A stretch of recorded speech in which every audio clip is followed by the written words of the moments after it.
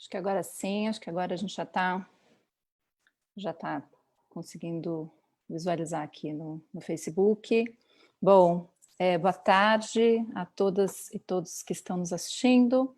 Essa é mais uma edição da nossa TV, da UFABC, Associação Docente da Universidade Federal do ABC. E hoje a gente vai falar aqui sobre o tema dos servidores públicos e a reforma administrativa, recebendo a professora Cibele Francese e o pesquisador do IPEA, Félix Lopes. E o tema é quente, né? A semana, a gente quando marcou e convidou aqui os nossos debatedores de hoje, a reforma ainda era uma discussão sem uma proposta muito concreta, né? O que a gente tinha até então no governo do Estado de São Paulo, uma proposta do governador Dória, o PL 529, que foi apresentado à Assembleia Legislativa, mas a gente teve no último dia 3 a apresentação de uma proposta de emenda constitucional ao Congresso Nacional, a PEC 32 de 2020, que traz aí algumas novidades, uma alteração da Constituição em relação aos princípios da administração pública, né, e medidas, né, as propostas da reforma administrativa têm se concentrado no tema da alteração do regime dos servidores públicos no Brasil. Então, a ideia hoje é a gente conversar, o tema é bastante polêmico, o que a gente tem visto e lido muitas coisas e tem percebido é que as reformas e as propostas em relação aos servidores, ao invés de priorizarem a responsabilidade do Estado na oferta de serviços públicos e políticas públicas, né, elas têm intensificado desigualdades e distorções que a legislação e, enfim, as carreiras e salários dos servidores atualmente já tem, né? Então, ao invés de melhorar a situação, elas vêm agravar problemas que a gente já tem, pelo menos. E aí a gente, então, convidou Félix e Cibele para essa conversa de hoje. Eu vou, então, apresentar brevemente aqui os nossos convidados. Antes queria justificar, a gente hoje está, infelizmente a gente não conseguiu viabilizar a tempo a tradução para Libras, então hoje a gente vai estar sem os nossos intérpretes. Se a gente conseguir, na hora de subir esse vídeo para o canal da TV, do FABC no YouTube, a gente vai tentar suprir essa falha, né? Tem sido uma prioridade nossa sempre ter essa tradução simultânea. Então, combinei aqui com os nossos convidados que o Félix vai começar apresentando para a gente os dados do Atlas. O Félix Lopes é doutor em Sociologia pela Universidade Federal do Rio de Janeiro e desde 2009 ele atua na Diretoria de Estudos sobre Estado e Democracia, no IPEA, e tem coordenado a plataforma de dados e análises Atlas do Estado Brasileiro. Eu não sei se todo mundo tem acompanhado, depois, se for o caso, compartilho aqui nos comentários do Facebook, para que todo mundo possa consultar. E várias das publicações, das matérias que têm saído sobre servidores se subsidiam nesses dados que estão sendo produzidos lá no IPEA. Então, a ideia é que cada um fale aí em torno de 20 minutos e depois a gente abra para comentários e questões aqui no Facebook.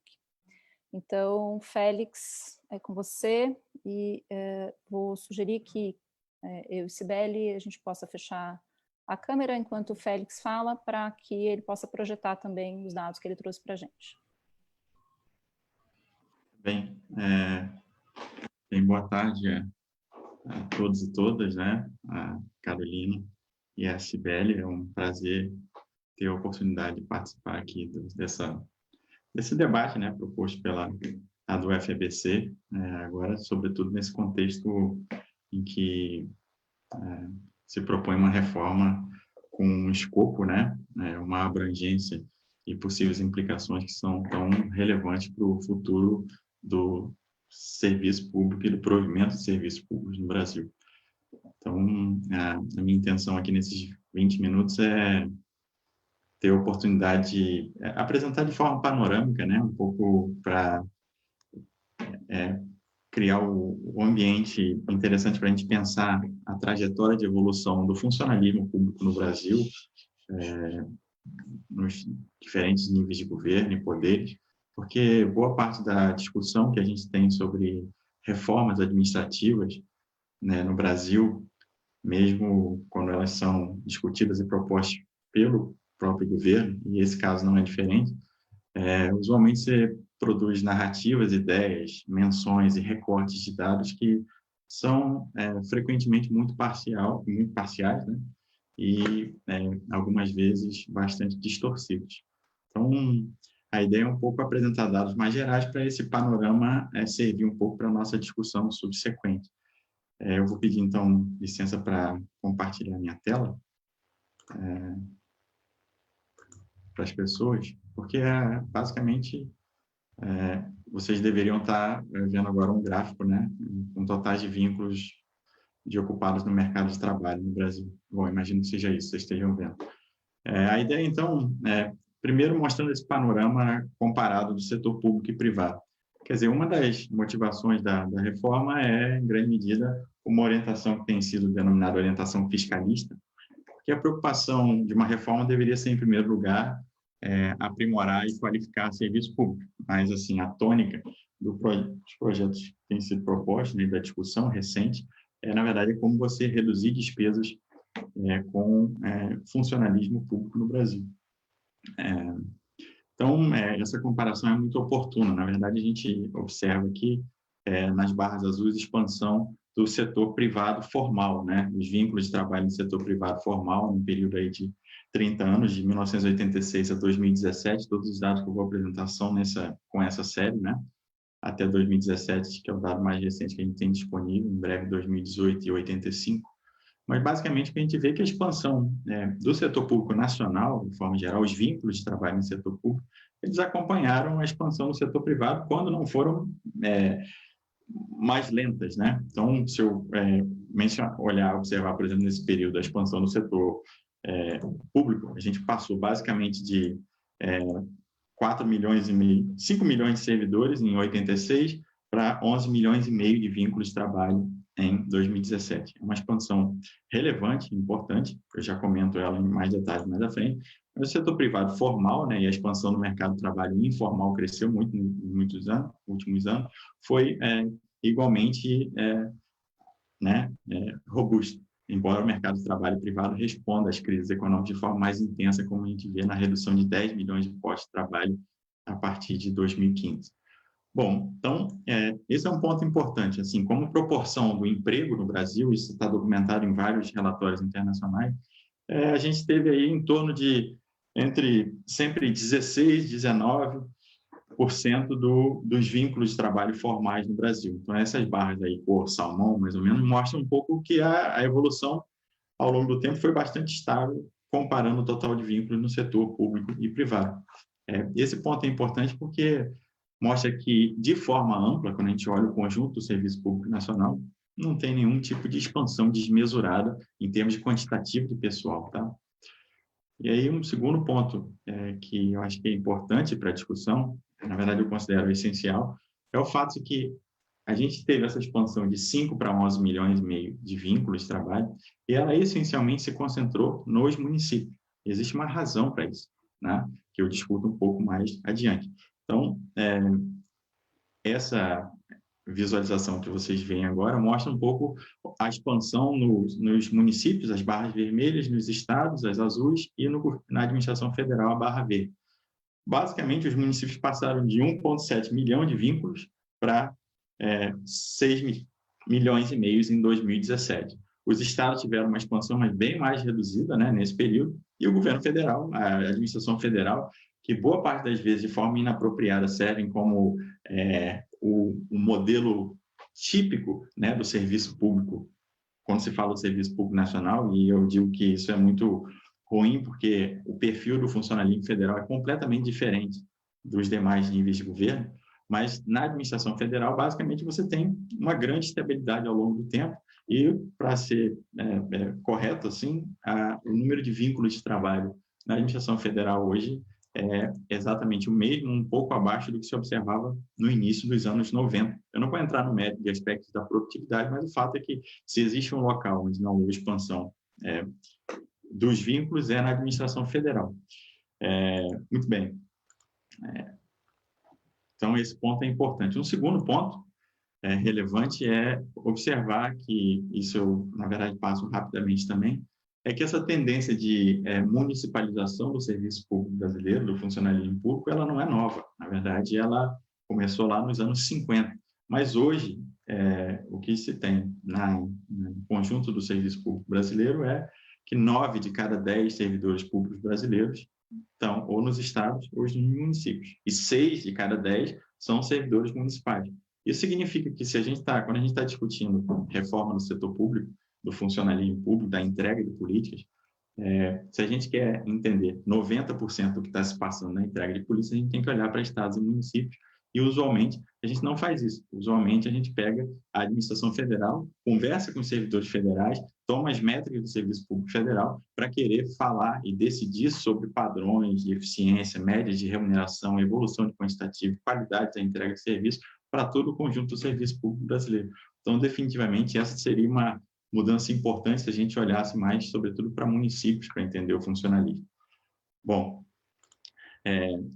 na verdade, essas linhas mostram um pouco esse aspecto. Ela mostra a distribuição do quantitativo de servidores desde os anos 50 até agora, e o funcionalismo municipal passou lá de 15% a 60% agora, nos últimos anos. O funcionalismo federal, que era 50% lá pela década de 50, é hoje 10%, baixou um pouco, em 2018 é menos que isso, é 9,8% do total de vínculos de trabalho. Então, isso reforça o meu ponto anterior. E aí, uma terceira evidência importante que a expansão está nos municípios é esse crescimento acumulado a partir de meados da década de 80. Então, basicamente, essa barra, esse crescimento expandido aqui, da ordem de 270% no número de vínculos de trabalho, ocorreu nos municípios. Você observa que o crescimento nos estados foi da ordem de 40% e no Executivo Federal, e aqui incluindo civis e militares, da ordem de 12%, tomando a métrica lá de 1986 como ponto de partida. Então, uma vez mais, é nos municípios que essa expansão ocorreu. E agora vem um ponto importante. Por que houve expansão e ela ocorreu nos municípios? Porque, basicamente, esse é um movimento histórico que tem ocorrido na organização do provimento de serviços públicos do Estado brasileiro, que foi reforçado com a promulgação da Constituição de 88, que, pura e simplesmente, normatizou que a gente tem que universar uma série de políticas que compõem o Estado Básico de Bem-Estar, e é essencialmente o município que vai fazer isso. Quem vai universalizar políticas de saúde e educação e incorporar novas políticas que apareceram nas últimas décadas, por exemplo, demandas por políticas ambientais, que eram eram infrequentes, né, há 30 anos, são os municípios. Então, na verdade, essa expansão do funcionalismo municipal é pura e simplesmente um mandamento constitucional. Os municípios não estão fazendo mais do que, e ainda de forma não plena, né, expandindo o funcionalismo para atender ao provimento dessas políticas, essencialmente políticas básicas. É por isso, aliás, diga-se de passagem, que quando você olha a distribuição das ocupações, né, as atividades, as profissões das pessoas que estão trabalhando no funcionalismo, quando você olha no nível do município, se você pegar algumas poucas ocupações como professor, médico, enfermeiro, técnico de enfermagem e agente de saúde, somando só essas ocupações entre centenas, você tem pouco mais de 50% dos vínculos de trabalho nos municípios. Ontem eu estava tabulando dados para tentar atualizar isso, eu peguei lá só a ocupação professor, né? Professor do ensino fundamental e básico. Isso dá 1/3 do funcionalismo nos municípios.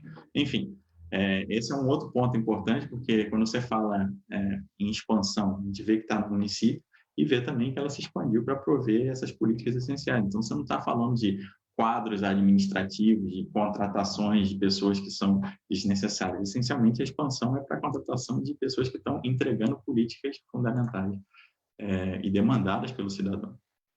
Bom, um outro ponto tem a ver com a diferença entre poderes, né? Então, a gente sabe que tem os 3 níveis federativos e também tem poder executivo, legislativo e judiciário no conjunto do funcionalismo no Brasil. E, essencialmente, o funcionalismo brasileiro está concentrado no no executivo, tá? E, novamente, a barra azul escuro aí mostra que está concentrado no executivo municipal. As demais cores, amarelas e lilás, indicam um pouco a proporção de vínculos do judiciário e do poder legislativo no conjunto do funcionalismo, e eles ocupam frações bem pequenas, assim. Então, enfim, eu não vou aplicar filtros aqui, mas o fato é que, embora o executivo e o legislativo tenham se expandido, o judiciário e o legislativo tenham se expandido em proporção, né, em termos percentuais, de forma mais intensa que o executivo, o fato é que eles hoje ocupam uma parcela que é um pouco maior, né, mas muito pequena no conjunto do serviço público brasileiro. Ups, eu estou tentando passar a barra aqui, deixa eu ver se eu desloco. Eu não sei o atalho para pular, né? Bom, enfim, caminhando aí, tem em torno de 7 minutos, falando um pouco dessa variação acumulada no número de servidores ou de vínculos de trabalho. Tecnicamente tem uma diferença, porque um servidor pode ter mais de um vínculo, então geralmente você tem 15% mais vínculos do que pessoas, né? Por exemplo, professor pode ter 2 vínculos, médico, etc. Mas o ponto é que a gente vê aqui pela barra lilás que o judiciário cresceu de forma mais vigorosa, embora não exista judiciário no nível municipal, o fato é que ele se expandiu 500% nesse período de 30 anos, o judiciário, o legislativo 400%, 430%, porque você tem a expansão das câmaras municipais, criação de novos municípios, né? Isso provavelmente é uma razão relevante para a expansão do quantitativo nos vínculos de trabalho no judiciário, e o executivo, né, que é onde está lá a massa do funcionalismo, teve uma expansão no conjunto do funcionalismo brasileiro de 115%, muito mais moderado em termos percentuais que o legislativo e o judiciário. Bom, aí entra um outro ponto, a gente entraria agora, a gente viu que tem esses 3 níveis, 3 poderes, e o ponto é que eles são mundos completamente diferentes. E aí, uma das formas de observar essas diferenças é pelas diferenças de remunerações médias e medianas. Então, é claro que aqui é um retrato bem genérico, mas que diz muita coisa. Então, por exemplo, quando a gente olha a remuneração do conjunto do executivo, legislativo e judiciário no Brasil, tá? Não estou diferenciando os níveis federal, estadual e municipal. Mas o fato é que a linha vermelha mostra que a remuneração média de todos os servidores do executivo passou de R$ 3.300 para R$ 3.900 em 2017. Essas médias eram bem superiores no legislativo, que é essa barrinha amarela aqui, e um ponto importante, na média, os legislativos, a remuneração média do legislativo caiu, provavelmente porque o que aumentou foi a remuneração, foi o número de integrantes do legislativo municipal, e o judiciário, que de fato, boa parte das vezes o judiciário é usado como exemplo para mostrar, digamos, o quadro irreal das remunerações médias no funcionalismo brasileiro, que é uma dessas distorções, mas o judiciário é esse segmento do funcionalismo que se descolou desde lá do início dos anos 90 dos demais níveis federativos. Isso nas remunerações médias e nas medianas, tá? E aí um outro ponto importante, agora a gente está vendo essas diferenças por níveis de poderes federal, estadual e municipal. Também é uma diferença importante. Os municípios que concentram a massa dos servidores têm remunerações médias e medianas que são muito inferiores ao que ocorre nos estados e muito inferiores à administração federal. E lembre que a reforma está falando do funcionalismo brasileiro, tá? Isso é muito importante. Bom, o fato é que se eu pegar a remuneração mediana, ou seja, 50% das pessoas recebem isso ou menos. Nos municípios que têm 6 de cada 10 servidores, a remuneração mediana era R$ 1.300 em 86, tudo isso corrigido pela inflação, tá? E passou para R$ 2.000 em 2017.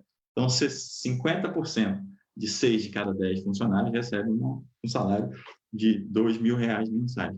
Obviamente, isso está longe dos cenários assim de remunerações distorcidas do conjunto do funcionalismo brasileiro e serviria, na verdade, esse dado serve para mostrar que é preciso olhar os nichos de forma diferenciada, porque isso está bastante concentrado em alguns setores do funcionalismo.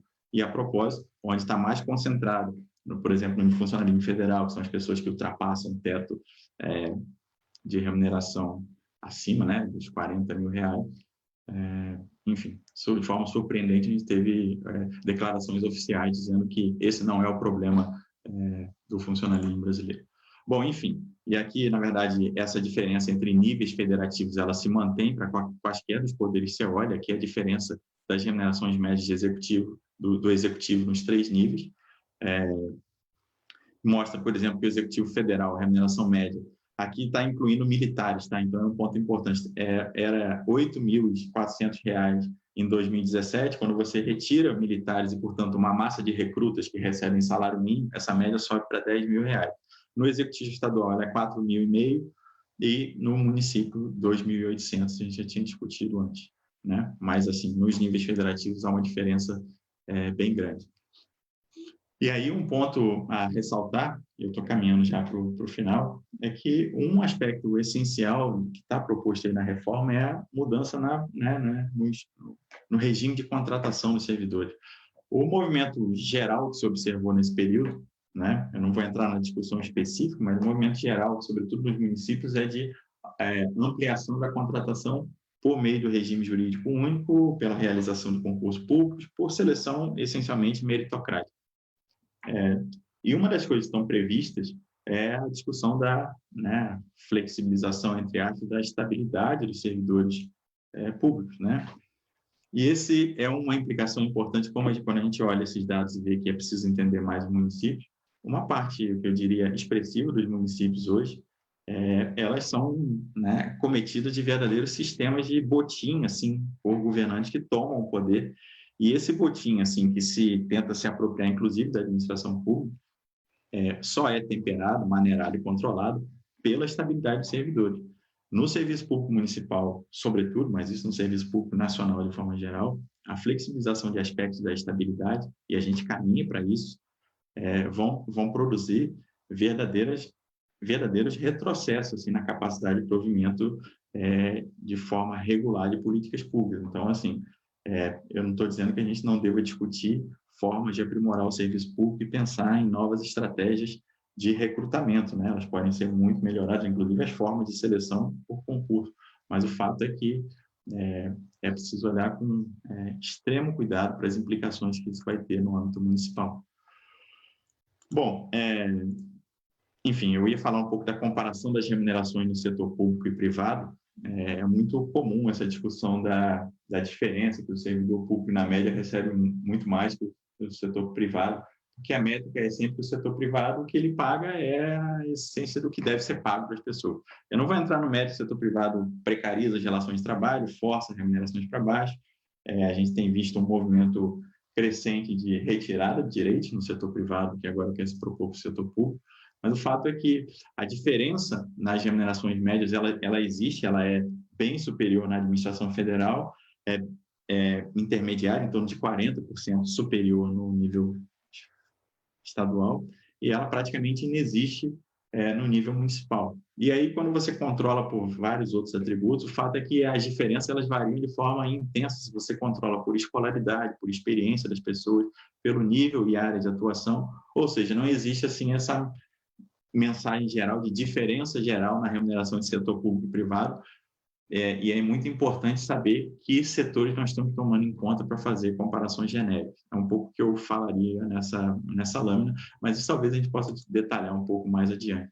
E aí, para encerrar, eu aqui não me sinto tão confortável em falar em aspectos econômicos, porque eu não sou um economista, mas o fato é que está documentado em outras análises, tem toda uma discussão sobre a dificuldade dos orçamentos públicos em executarem, pagarem os salários dos servidores, que as folhas, o orçamento está comprometido com um valor alto da receita corrente líquida, e isso, não há dúvida, é um fato importante em boa parte dos estados da federação. Mas, olhando a grande imagem, simplesmente um erro apontar expansão do serviço público, ou o servidor público em geral, o pagamento de salários, como o grande culpado da falta de dinheiro da nação. O problema está em outros lugares. E aqui essa lâmina mostra dados compilados lá no IPED de 2006 a 2017, a gente está atualizando esses dados, que mostra que, essencialmente, a expansão da despesa como proporção do PIB, ela aumentou no âmbito municipal por conta desse crescimento veloz no número de vínculos de servidores municipais. Mas, assim, olhando em perspectiva histórica, basicamente, como proporção do PIB e assim, com proporção da receita líquida, no conjunto do funcionalismo, a expansão foi bastante moderada. Ela totaliza 0,9% do PIB nesse período de 2006 a 2017. né? É claro que essa como desproporção da despesa líquida, isso aumenta de forma mais intensa na medida em que você tem uma economia que não cresce ou decresce, né? E a arrecadação cai muito. Então, você tem um problema de arrecadação, mas é muito complexo você simplesmente querer resolver problemas de crescimento da despesa da receita corrente líquida, simplesmente propondo enxugar o funcionalismo público, porque isso, em grande medida, para a gente falar em português claro, significa, em grande medida, você enxugar provimento de serviços. E enxergar provimento de serviços, enxugar e reduzir, significa, na terminologia comum, que é usada aí no discurso público, a ideia de que você está tirando um médico do hospital, está tirando professor das escolas. Isso pode soar um pouco retórico, mas de fato não é retórico, porque a essência do funcionalismo nacional está nessas ocupações. Então é preciso, ao olhar essa perspectiva de evolução mais histórica e separar os diferentes segmentos e os seus perfis, eu sequer falei aí de níveis de escolaridade, quão diferentes são entre os níveis federativos, a gente tem uma imagem que está longe de autorizar a gente falar em reformar o serviço público sem as devidas cautelas das implicações distintas que isso vai ter, sobretudo nos diferentes níveis federativos. É isso, obrigado. Muitíssimo obrigada, Félix. Deixa eu ver se eu consigo voltar aqui. Muitíssimo obrigada. Nossa, acho que foi assim, super, super claro. Os dados são, assim, não precisa ilustrar mais, não. Assim, acho que é muito de uma clareza enorme para a gente saber que mexer no serviço público é mexer nessa expansão das políticas, é mexer em serviços essenciais, e que o grosso desses servidores estão nesses municípios, como você mostrou. E acho que você tocou nesse né, vou pegar o gancho aí para passar a bola para a Cibele, que é uma das coisas que aparece aí na proposta de reforma, uma das alterações é a inclusão, né, do princípio da subsidiariedade, quer dizer, a combinação de todas essas, desse cenário, combinado com a ideia de que o Estado, então, precisaria se desresponsabilizar dessas atividades, é o que é mais assustador da reforma. Então, isso me chamou muita atenção, alguns estudiosos têm falado sobre isso, alguns pareceres jurídicos também que têm circulado por aí. Sei que a Cibele vai tratar de outros aspectos, mas acho que esse, a partir dos dados que o Félix nos trouxe, é o que me chama mais a atenção. E a gente pode voltar a falar mais depois sobre isso. Então, eu vou passar a palavra para a Cibele Francese, que é minha colega de graduação na Faculdade de Direito da USP, mestre e doutora em Administração Pública pela FGV, fez estágio de pesquisa na Universidade de Kent, na Inglaterra, foi secretária adjunta de Gestão Pública e de Planejamento e Desenvolvimento Regional no Governo do Estado de São Paulo, atualmente é professora, pesquisadora e vice-coordenadora de graduação em administração pública na FGV. Então, Cibele, com você. Se você for projetar alguma coisa, você vai projetar? Vou projetar. Vai? Então, tá. Boa tarde a todas e todos. Queria agradecer à professora Carolina pelo convite e dizer que quanto mais a gente debater o tema, melhor, porque é um tema que precisa de muito debate, né? E até agora muito pouco debate foi feito. Então, acho que vamos lá, vamos debater. E dizer também que é um luxo a gente começar com dados. Eu acho que é o melhor caminho, a gente começar com evidências para a gente saber sobre o que a gente está falando, onde estão esses servidores, quanto eles ganham. Eu acho que é bem importante a gente começar debatendo com dados, então eu queria muito agradecer a oportunidade de estar debatendo com o Félix e ter todos esses dados na mão para a gente começar a conversa. Então vamos lá, vou compartilhar minha tela e dizer que estou ansiosa para a gente poder discutir aqui. Vamos lá. Modo apresentação. Então, vou falar um pouquinho sobre as minhas primeiras impressões sobre a PEC e sobre tudo que está sendo discutido nela, né? Então, a pergunta que eu vou deixar para a gente falar é sobre a reforma apresentada resolve os principais problemas do serviço público brasileiro? E aí a pergunta é quais são os principais problemas do serviço público brasileiro, né?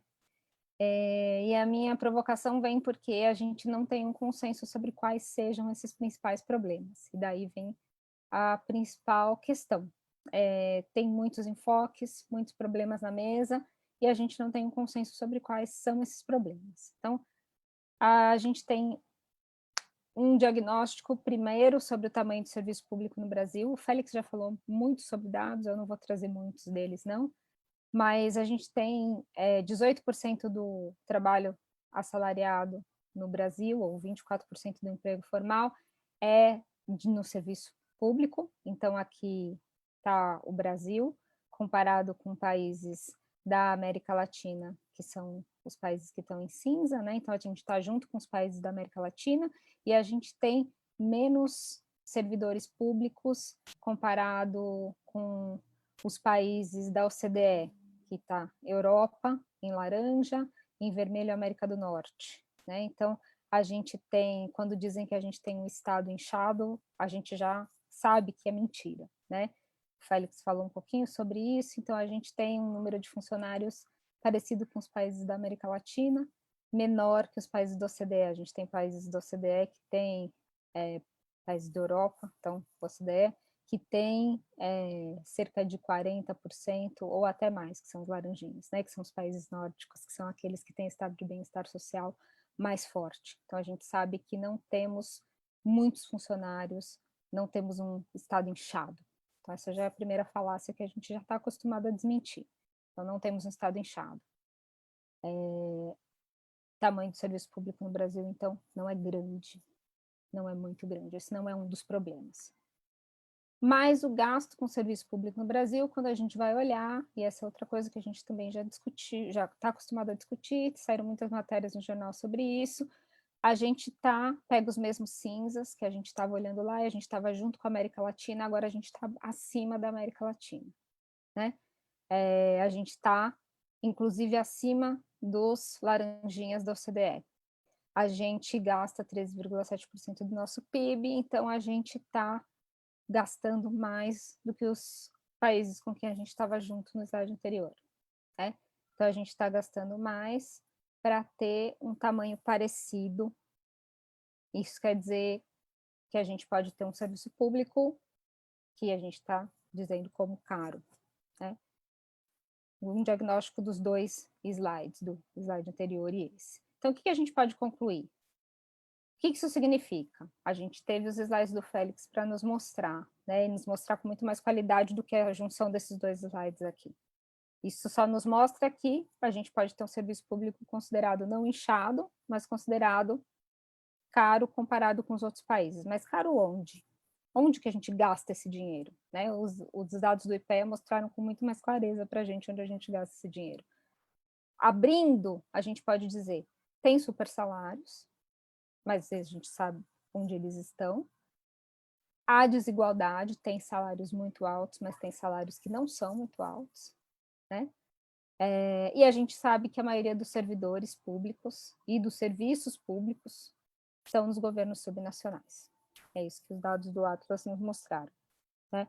Alguns dos dados nos mostraram muito mais, o Félix falou muito mais coisas interessantes, mas dá para tirar esses highlights. Então, tem salários altos, a gente viu nesses dias aí, e saíram várias matérias falando sobre isso, de média de salários de juízes de 50 mil, média, né? Então, até dá para saber que tem outlier aí muito maior. Então, salários que não respeitam o teto. Então, tem super salários, não só de outros poderes, mas no próprio executivo, de carreiras de elite. Então, e tem muita desigualdade, porque tem salários, o Félix aí mesmo falou, de medianas por volta de R$ 2.000, e a maioria dos servidores estão nos governos subnacionais, 90% deles estão em estados e municípios. Então, esse serviço público que é caro, porque está nos distanciando dos países da América Latina, de onde a gente tem o mesmo tamanho, está distribuído desigualmente, esse recurso que a gente investe, né? E aí eu queria trazer alguns dados para a gente ver sobre os estados, que é onde a gente tem dados consolidados mais fáceis, né? Do que nos municípios. Os estados estão com a corda no pescoço, com o gasto com o pessoal. Então, quando a gente fala que professores, por exemplo, do ensino médio precisam ganhar melhor, e a gente sabe que sim, da onde esse dinheiro vai sair, né? A gente está vendo aqui, esses são dados de 2018, que estão no TCC de uma aluna que defendeu agora. O TCC dela é de 2020, eu coloquei de 2018 porque os dados da LRF são de 2018, mas o TCC é de 2020. Esses dados são, então, da LRF, isso quer dizer receita corrente líquida sobre despesa de pessoal, e então a gente pode imaginar o que aconteceu em 2020, o que vai acontecer em 2020, considerando que a receita corrente líquida caiu muito dos estados, por causa de toda a crise com a pandemia, né? Então, se o denominador caiu, com certeza isso vai piorar muito. Então, a gente está vendo aqui, ó, a linha vermelha é o limite máximo da LRF, o limite prudencial é o amarelinho e o alerta já começa a ser dado no verdinho, tá? A gente já tem, ó, no limite prudencial, 1, 2, 3, 4, 5, 6, 7, 8, 9, 10, 11. A gente já tem 12 estados no limite da LRF. No limite prudencial, isso aqui já vem para 20 estados, tá? Então, só para dizer para vocês que aonde a gente precisa que se qualifique mais o pagamento dos profissionais, a gente não tem espaço para pagamento. Então, a gente está ouvindo muito falar nas análises sobre reforma que a gente precisaria cortar os supersalários e a gente precisaria pagar melhor os profissionais de saúde e de educação que estão na linha de frente. Só que a gente não tem como tirar o dinheiro dos supersalários e passar esse dinheiro para os profissionais da linha de frente, porque eles não estão na mesma esfera de governo. Então, isso não é possível. Ainda que o governo federal tivesse tido a iniciativa de fazê-lo, e ele não fez, isso é um dos graves problemas da PEC, ela não tocou nas carreiras de elite, e ela não tocou nos outros poderes. Se o governo federal tivesse feito isso, o dinheiro economizado com esse recurso não iria para as outras esferas de governo, sem uma reforma tributária. Então, esse problema a gente tem e ele não seria resolvido. Primeiro por isso, porque os gastos estão desequilibrados entre esferas de governo. Segundo problema, porque os gastos estão desequilibrados entre ativos e inativos. Essa é a relação de ativos e inativos nos estados. Então, a gente tem muitos estados com relação entre ativos e inativos, a folha de pagamento deles, tá? Entre ativos e inativos divididas na relação 1 para 1, Bahia, Ceará, Espírito Santo, Goiás, Sergipe, São Paulo. Olha o Rio Grande do Sul, 0,6. A folha de inativos já passou em muito a folha de ativos. Então, a gente tem um problema de folha de pagamento que não é nem a reforma da administrativa queria resolver. É a reforma da Previdência. E mais da metade dos estados não fizeram reforma da Previdência. Então, é um problema insustentável e eles não vão conseguir pagar melhor seus ativos porque eles não têm espaço na folha de pagamento. E aí está em risco a prestação do serviço público de saúde, porque hospitais estão com os estados, né? Então, você pensa Covid, UTIs, espaço para internação, compra de respiradores, tudo isso está aqui. Porque pressionado por uma folha de pagamento praticamente insolúvel, em 70% em alguns estados, 80% em Tocantins, olha Minas Gerais, olha Mato Grosso, pressionada por inativos, né? Olha a situação crítica dos estados, né? Então, indo para o que aconteceu de fato na reforma. Então, o governo federal não endereçou os supersalários, que é praticamente um dos únicos consensos que a gente tinha sobre o que deveria ser feito numa reforma administrativa. Ele não endereçou os supersalários, nem os do executivo, que são as carreiras de Estado, e as Forças Armadas, né? As Forças Armadas, talvez eu não, pessoalmente não tivesse a expectativa, porque a última vez que as Forças Armadas foram endereçadas, como na reforma da Previdência, elas acabaram tendo mais uma promoção em vez de serem atingidas, né? Elas tiveram uma reforma nas suas carreiras que acabou custando dinheiro ao orçamento da União, em vez de terem uma supressão de direitos igual ao que tiveram as outras categorias. mas as carreiras de elite, que foram consideradas como carreiras de Estado, elas acabaram sendo blindadas na proposta na PEC, né? Então, quanto às outras carreiras, para as outras carreiras se previu a possibilidade de diversidade de vínculos e a possibilidade de redução de salário proporcional à redução de horas. Nas carreiras de Estado, elas foram blindadas. Então, nada se fez para os supersalários. No que se refere aos outros poderes, o governo alegou impossibilidade por vício de iniciativa.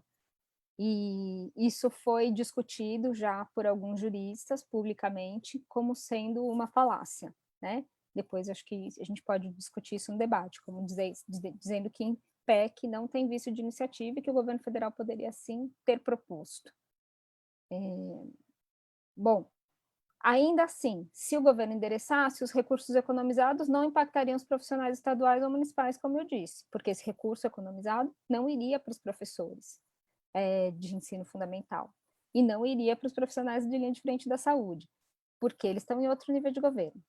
Ainda que fosse, esses recursos são muito insuficientes, porque são milhões de professores e milhões de profissionais da saúde.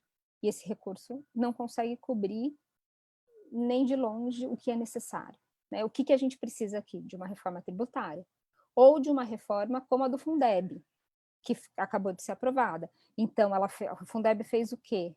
Aprovou uma reforma que distribui o recurso, minimizando desigualdades e vinculando o recurso da União para ser repassado para estados e municípios, seguindo critérios redistributivos e furando o teto de gastos. Isso sim é uma reforma que tem efetividade, né?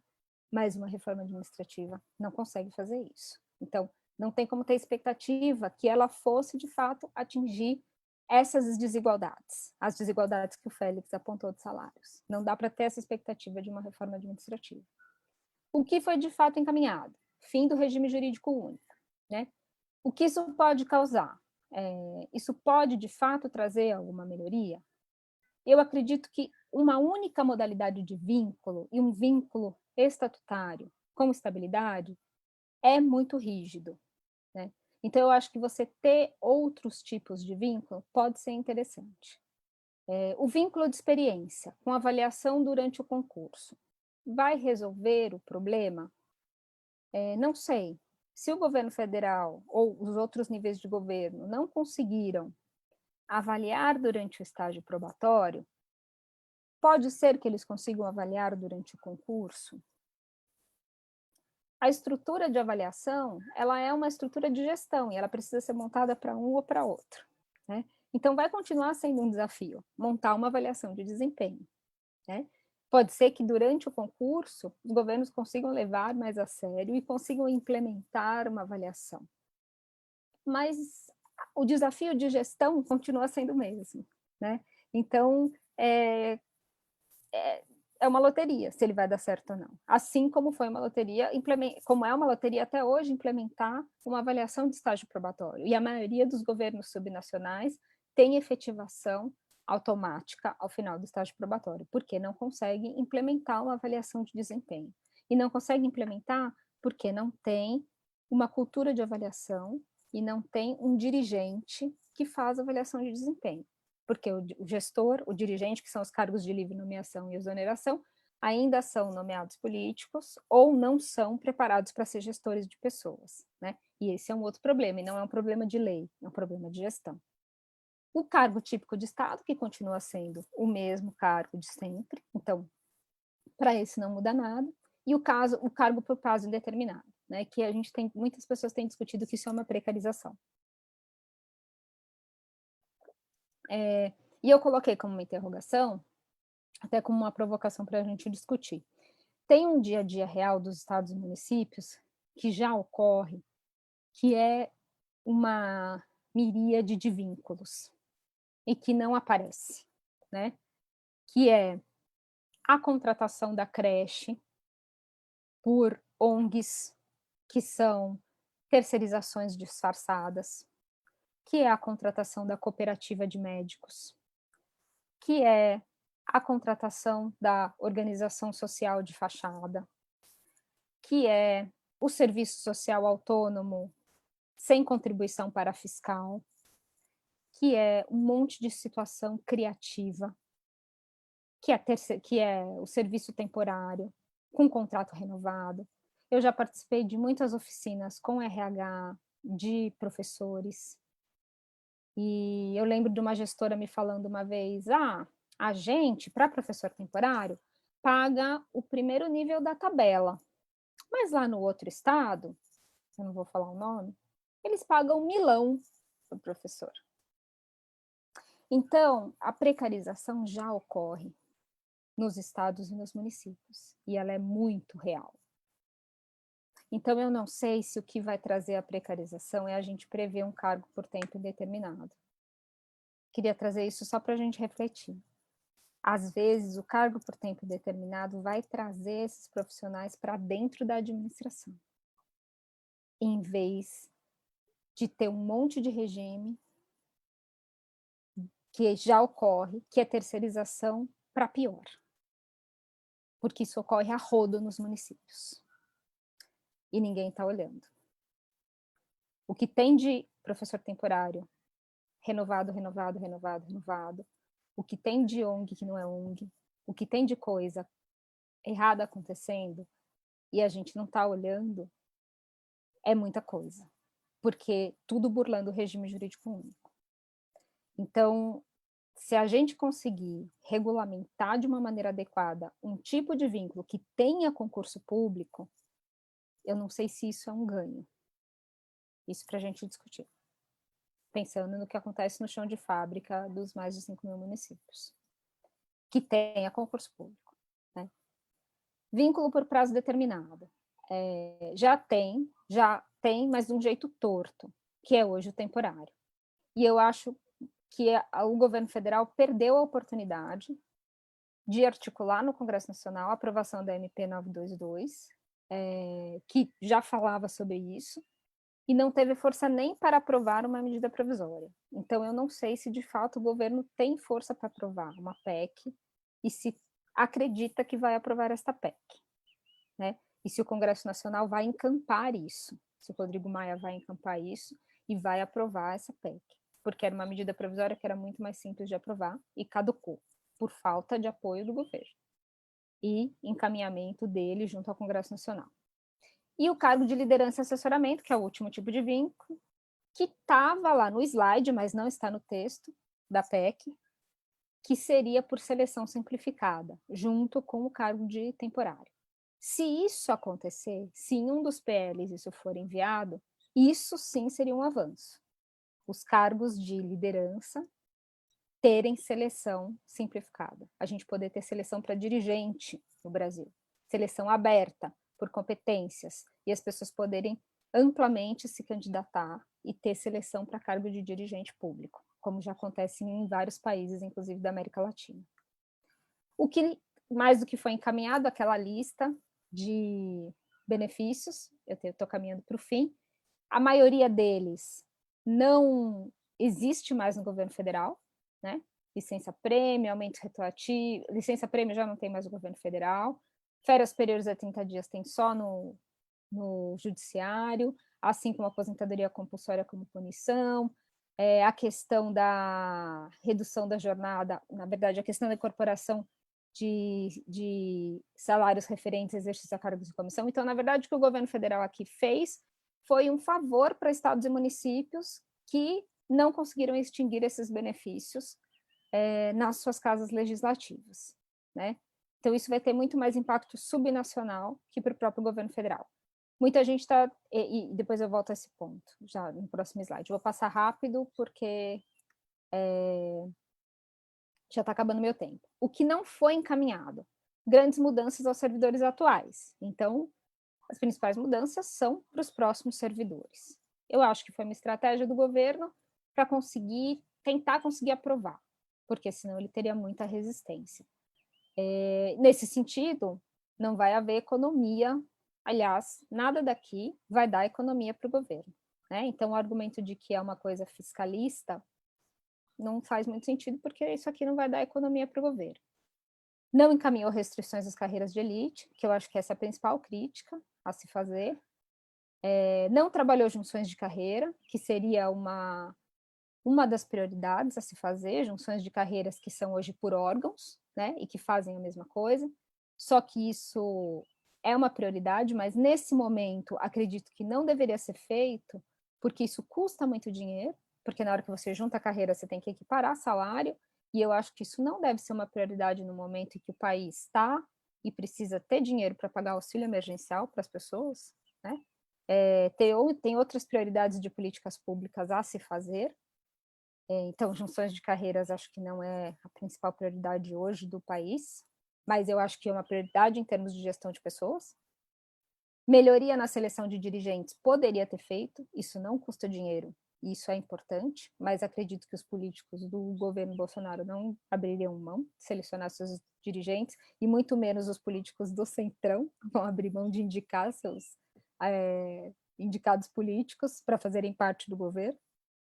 E as questões de gestão do desempenho, que aí é a avaliação de desempenho e a questão de você ter gestão de produtividade no setor público, né? E avaliação de desempenho. Que muita gente está discutindo, e aí eu finalizo, se poderia ser por PLC, PL ou PEC, né? E eu acredito, para mim, que isso é importante, é uma discussão a ser feita, porque aumenta ou diminui a chance de aprovação, e muita gente dizendo que ser por PEC é uma cortina de fumaça, porque não vai ter chance de ser aprovado mesmo, mas aí o governo já disse que já mandou e já se desincompatibiliza.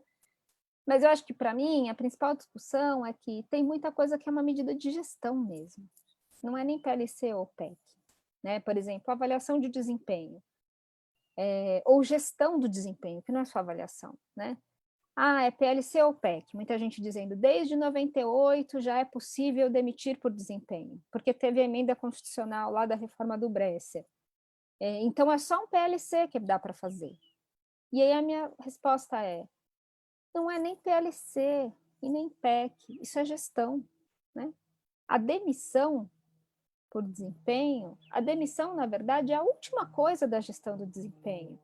Você quer fazer gestão do desempenho? Pela gestão do desempenho, não para demissão. A demissão é o último recurso. Você quer fazer gestão do desempenho e não demissão do servidor. Para você fazer gestão do desempenho, você precisa ter meta. Você precisa ter gestão por resultado. Você precisa ter um dirigente para dar feedback para o seu funcionário, né? Você precisa ter feedbacks contínuos. E se o feedback não for bom, você precisa ter uma capacitação para enviar seu funcionário. E se a capacitação não for boa, você precisa conseguir realocar ele numa nova equipe. E se não der certo naquela equipe, você precisa poder transferir ele para um outro local de trabalho. E ainda assim, se não der certo, na terceira, na quarta, na quinta avaliação, é que talvez você recorra à demissão. Então, não é uma questão de PLC ou de PEC, é uma questão de gestão. E isso não vai sair numa reforma administrativa por assinatura. Isso é um processo de gestão de pessoas. Então, acho que a gente tem que pensar o que a gente está exigindo de uma reforma administrativa, o que a gente está exigindo de um processo de gestão e o que a gente está exigindo de uma reforma tributária. São muitas coisas discutidas num único pacote. É isso. Terminei. Obrigada pela atenção.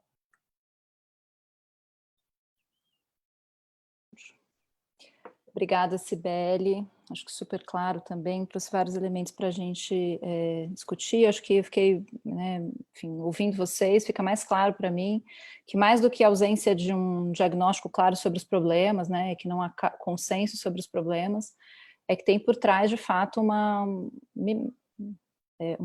intenção de desmonte do Estado mesmo, de desresponsabilização. Acho que isso fica cada vez mais claro para mim, conforme você vai apresentando as medidas, as intenções.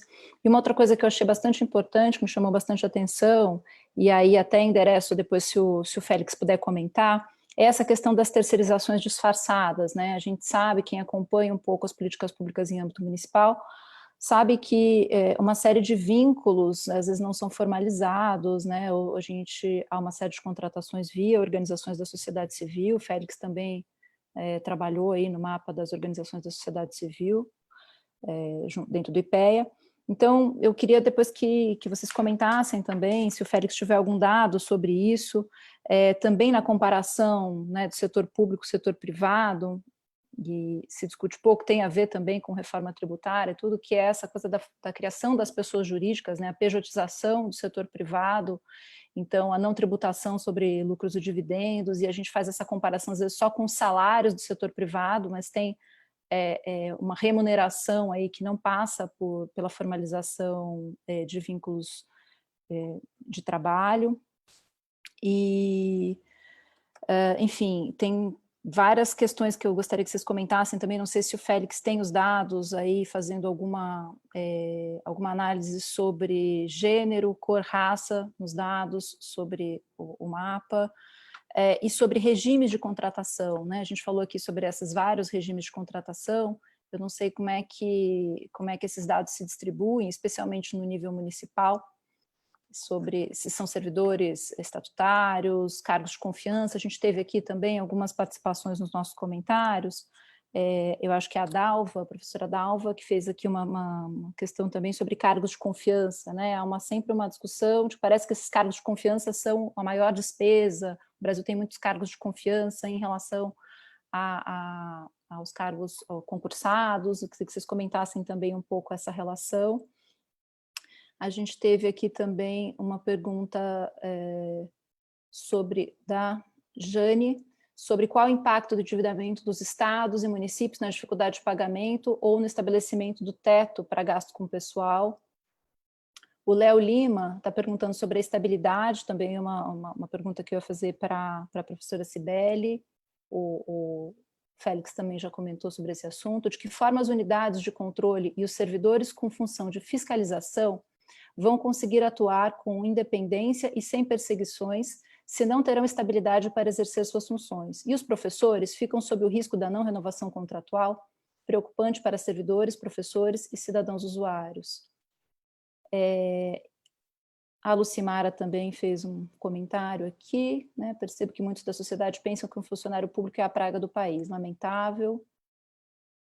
Acho que tinha mais uma questão. A professora Maria Carlotto também fez um comentário aqui para que a gente pudesse tratar desse tema no nosso boletim, então já fica o convite aí, se vocês quiserem depois mandar um textinho a partir das falas de vocês, para a gente incorporar no nosso boletim, também será muitíssimo, muitíssimo bem-vindo. Eu faço mais uma rodada, se for o caso, vou dar uma conferida aqui se eu esqueci, então eu queria voltar a palavra para o Félix, para reagir também aí à fala da Cibele, e Cibele para tratar um pouquinho dessas questões que eu comentei e dos comentários aqui de quem está nos assistindo.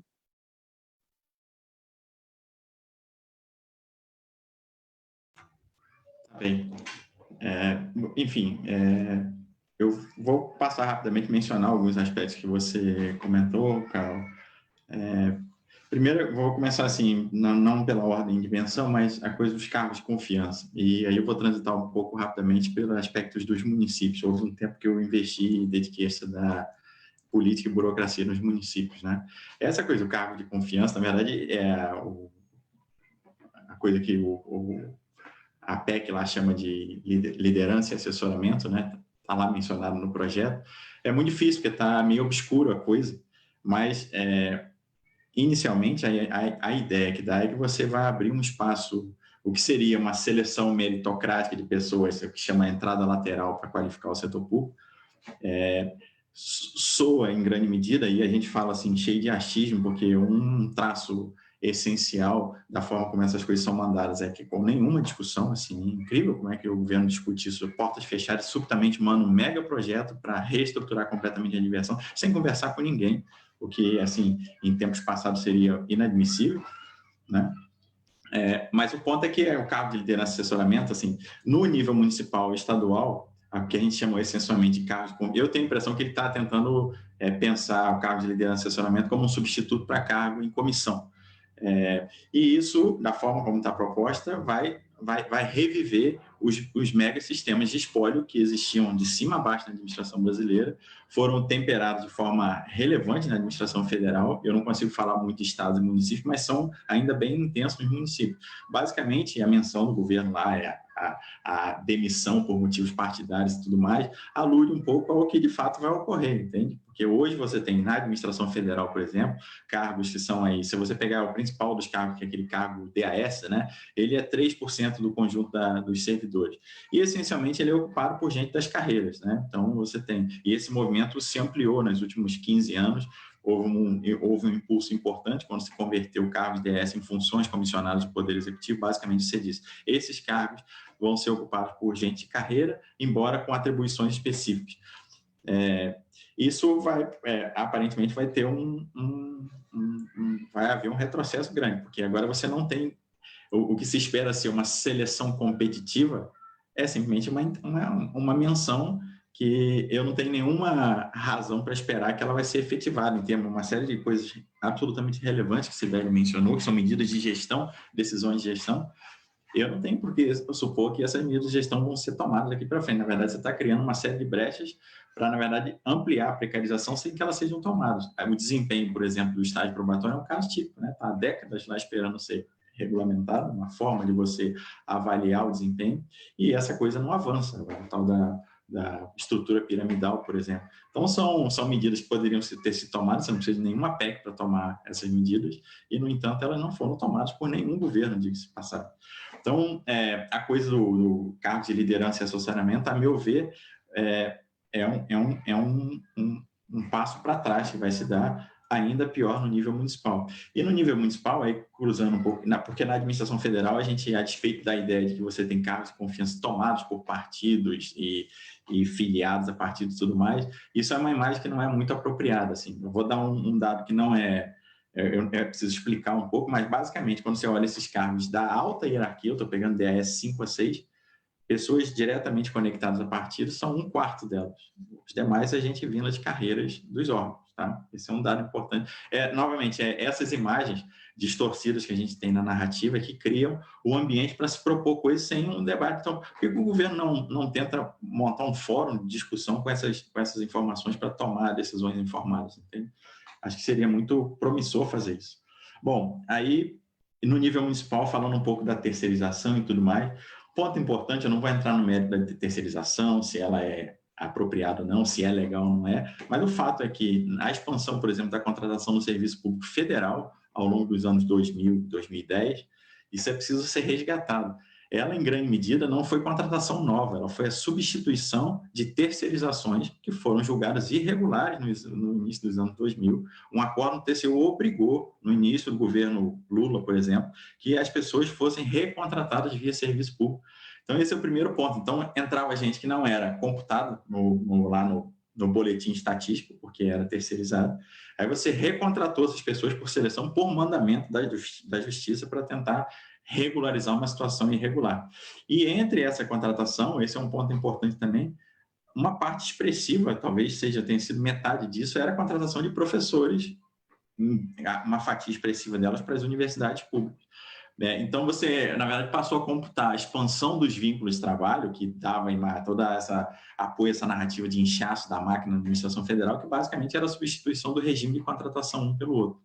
E aí eu falei isso porque no município, Sibeli fez uma menção importante, que você usa coisas lá, subterfúgio, recursos diversos para manter contratações outras que não seleção por concurso de servidor regular, em especial por regime jurídico único. Esse é um ponto importante, porque por isso que eu acho que o município tem que se olhar com muito cuidado, porque isso ocorre de forma voraz e a gente, assim, não tem ideia da criatividade dos agentes políticos, né, para criar meios para recrutar para o serviço público gente das suas redes eleitorais, por exemplo. Vou dar um exemplo que eu via isso há muitas décadas em estudos de caso, mas agora alguém quantificou isso com um mega estudo sobre o município. Uma coisa que é frequente nos municípios é você contratar empresas no setor público, empresa de lixo, por exemplo. Contratou um serviço privado, ótimo, muito bem. Mas no ato da contratação você diz o seguinte, muito bem, você vai ser contratado, mas os lixeiros sou eu, vereador X, que vou dizer quem vai ser, porque são as pessoas do meu bairro. Isso ocorre abertamente nos municípios. Entendeu? Então, é uma forma de submedir. O que eu estou dizendo é assim, por que se faz isso, contrato pela empresa de lixo? Porque você não pode fazer isso no setor público. Você não pode escolher lá e abrir a brecha da flexibilização da contratação por seleção meritocrática. Isso vai começar a campear nos municípios. Eu acho que o impacto sobre a qualidade de serviço público que não é dos melhores nos municípios, vai ser muito grande, piorando, né? E aí eu vou só mencionar um dado sobre os regimes de contratação, que eu estou olhando aqui para um gráfico que está lá no Atlas do Estado, que é olhando para o município, regime de contratação, aí a gente tem dados de 94 a 2017. Nos municípios de 94, então, 33% eram contratados por CLT, 1% temporário e 66% estatutário. Agora, em 2017, a contratação CLT havia caído para 6%, o estatutário tinha subido para 86%, na verdade, mantido relativamente estável, o temporário aumentou para 8%. Né? Isso ocorreu na administração federal também. Mas, basicamente, você teve uma substituição de CLT por temporário no âmbito municipal, olhando o conjunto dos municípios. É claro que você tem que desagregar essas coisas. Bom, e aí um outro tópico que você mencionou, Carol, que eu vou falar rapidamente, já passo a palavra, diz respeito a como é que ocorre a distribuição por gênero, por sexo e em termos de cor e raça, né? Então, em termos de sexo e gênero, a gente tem um dado que é curioso, assim, que basicamente você tem a maioria do serviço público brasileiro é composto por mulheres, mas essencialmente porque elas são maioria nos municípios e essencialmente porque os municípios contratam muito em ocupações que, por várias razões, estão associadas ao sexo feminino, né? Por exemplo, enfermeiras, professoras, se você olhar as ocupações lá de distribuição, assim, é esmagadora, quando não, assim, monopolisticamente ocupado por mulheres no município. Então, faz com que as mulheres sejam preponderantes no serviço público, aumentaram um pouco esse período porque o município aumentou a sua fatia, mas também faz com que, na média, as remunerações de mulheres, comparadas aos homens, sejam sempre inferiores, pelo simples fato de que elas ocupam, geralmente, esse é um processo de desigualdade que está presente no mercado de trabalho em geral no Brasil, elas estão em ocupações que remuneram menos. Então, tem essa associação, né? Quando em remunerações mais baixas, as mulheres têm uma fatia maior. A gente agora está, inclusive, analisando essa distribuição por ocupações. No nível, aí tem uma outra desigualdade que ocorre, que é de poder. Isso é mais ou menos conhecido aí na discussão pública, que é quando você olha níveis de poder. Você olha cargos, por exemplo, quanto mais alto o nível do cargo, isso ocorre no setor privado também, menor a proporção de mulheres. Isso na administração federal ocorre também por raça, tá? E aí, novamente, quanto maior o nível de poder, menor a proporção de pardos e pretos ocupando essas posições. Mas, e aí eu queria fazer uma ressalva, um apelo, na verdade, aos organizadores de dados públicos, a documentação da cor e raça dos servidores públicos, ela é muito ruim nos bancos de dados que existem. A RAS, por exemplo, reporta isso de forma muito ruim no setor público. Isso impede um pouco de fazer várias análises que poderiam ser feitas com critério cor e raça, porque o número de informações não constantes é muito alto, ao passo que a menção a sexo, que igualmente não é obrigatória, ela está integralmente preenchida, porque o preenchedor, às vezes, pelo nome, ele identifica e ele se dá maior liberdade de preencher voluntariamente. E a gente conversou com algumas pessoas assim, eles dizem, não, eu não vou botar a cor ou a raça da pessoa, a menos que ela mencione explicitamente lá, mas o sexo eu sei que é um leve marco lá, nas palavras dele, tá? Então, você tem essa desigualdade estrutural entre sexo e gênero, e um ponto importante que não diminuiu ao longo do tempo, tá? Você olha no prazo de 30 anos, as médias de remuneração, diferenças por níveis e por poder, se mantiveram todas constantes, sempre a linha das mulheres abaixo dos homens, exceto num caso que é bem curioso, que só entre militares as mulheres, na média, recebem forças armadas, né? Mais que homens, mas aí é um caso bem específico, é porque você tem muito recruta homem nos exércitos que ganham salário mínimo e jogam as remunerações lá para baixo, e existe uma legislação lá dos anos 2000 que as mulheres entravam, acho que talvez na aeronáutica, num nível hierárquico mais alto, que fez com que as remunerações delas médias subissem, né? Então, assim, quando você abre o dado, a explicação se torna bem mais razoável.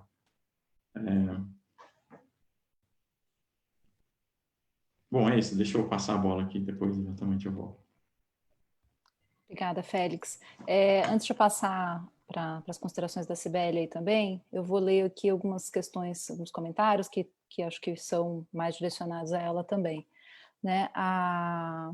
O professor Salomão Ximenes, que também é do FBC, comenta: os limites prudenciais da LRF são incompatíveis com a expansão dos serviços públicos, precisam ser revistos. Né? Queria que a Cibele comentasse. Hoje já empurram para a ilegalidade, por exemplo, a execução da complementação federal do Fundeb em diversos estados e municípios. O Christian Góes fala, na prática, como a reforma vai afetar os servidores, os atuais servidores de forma direta e indireta, queria que a Sibeli também falasse um pouquinho dos atuais servidores. Acho que é Rafael Sais, não sei se foi comentado, mas no campo da educação são contratados muitas vezes estagiários no campo da educação, principalmente para a educação infantil, como que você tem campo que tem se consolidado há pouco tempo. Não sei se tem algum dado sobre estágio também, estou imaginando que não, né? Mas também é outro tipo de vínculo, aí, que não deveria ser um vínculo trabalhista, mas que também está entre esses precarizados. E a professora Regimir Maciel, também da nossa diretoria, muito interessante esses dados sobre contratação de mulheres, considerando a colocação e a remuneração. Então, passo aí para os comentários da Sibeli.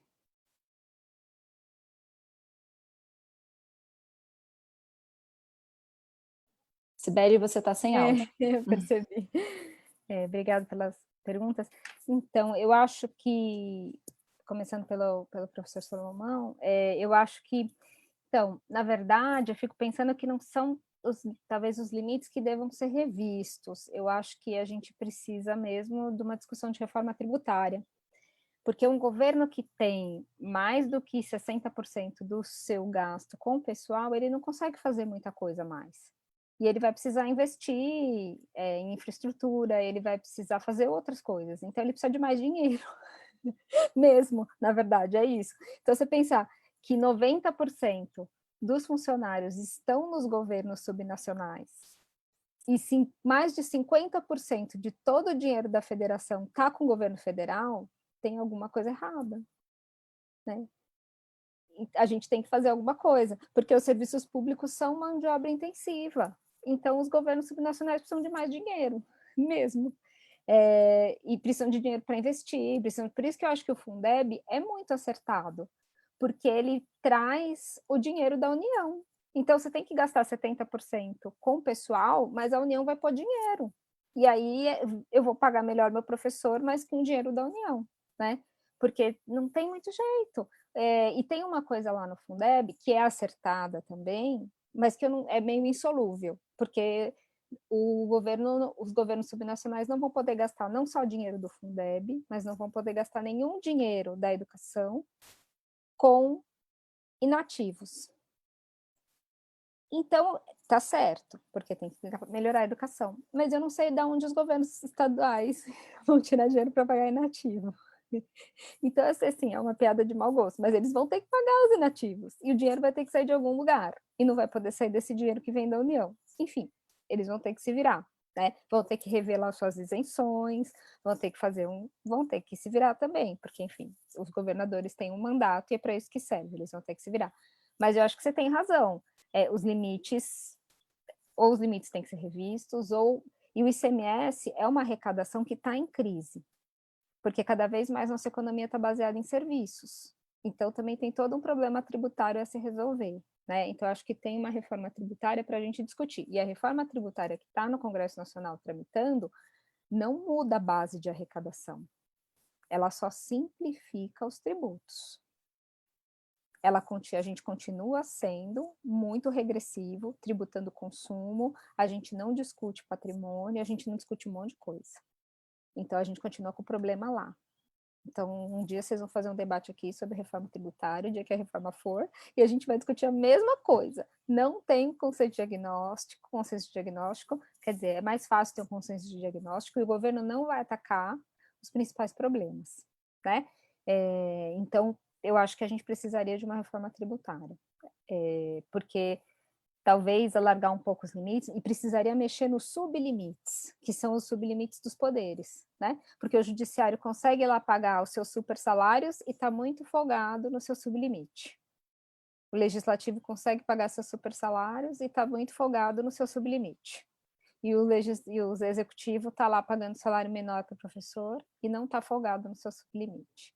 Então, acho que teria também como mexer nos sublimites. Sobre os fiscais não terem autonomia para fiscalização e poderem ser demitidos, eu acho que é verdade, tem toda a razão, mas os fiscais estariam incluídos nas carreiras de Estado e não perderiam sua estabilidade. Então, eu acho que o Léo, que fez essa pergunta, estaria contemplada a segurança dos fiscais, né? Acho que sobre a discussão da educação infantil e os estagiários, eu acho que tem toda a razão, e não só os estagiários. Eu acho que tudo que a gente discute para ensino fundamental e para a educação, a gente esquece da educação infantil, e a gente esquece da creche. E a gente fala, voucher para educação nunca, nunca, de jeito nenhum. Não sei o que para educação nunca, de jeito nenhum. E para creche a gente aceita tudo. E a gente nunca discute creche direito, né? E a gente precisaria discutir creche com seriedade, e o que a gente quer para creche, e saber que creche é educação também. E a gente precisaria pensar com seriedade na assistência social, e entender que daqui a 10, 20 anos, hoje a gente está contratando bastante professor, e daqui a 10, 20 anos a gente não vai ter espaço na folha para contratar cuidador para os idosos. O que a gente vai fazer com isso? Né? E a gente precisa pensar nisso. E precisa pensar que não é só assistente social para assistência social também. Como é que a gente vai cuidar dos nossos idosos?